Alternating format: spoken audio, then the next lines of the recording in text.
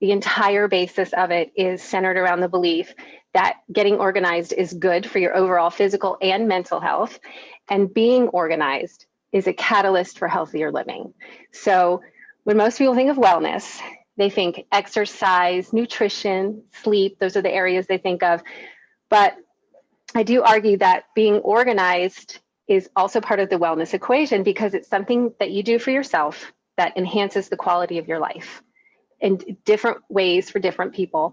But more importantly, studies show that when you're more organized, you're more likely to exercise, eat well, and sleep well.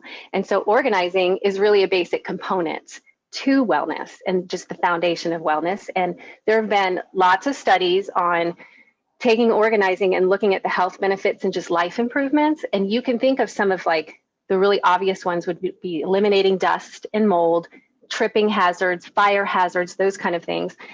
Exercise, nutrition, sleep, maybe not everybody thinks of those, but those have been documented. And then you've got weight loss, less stress, less anxiety, less depression just from organizing, more productive, focused, higher self-esteem, feeling of success and confidence, stronger decision-making skills, less family stress, stronger relationships, a sense of control, a sense of freedom, more money, more time to do what you want to do, that feeling lighter, clearer mind, overall higher contentment level. And so when you start making healthy changes, it increases all of those other benefits. And so the positivity feeds on more positivity.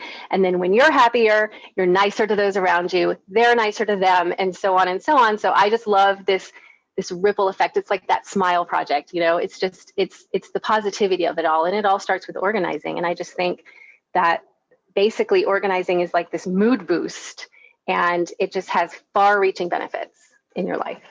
That's awesome.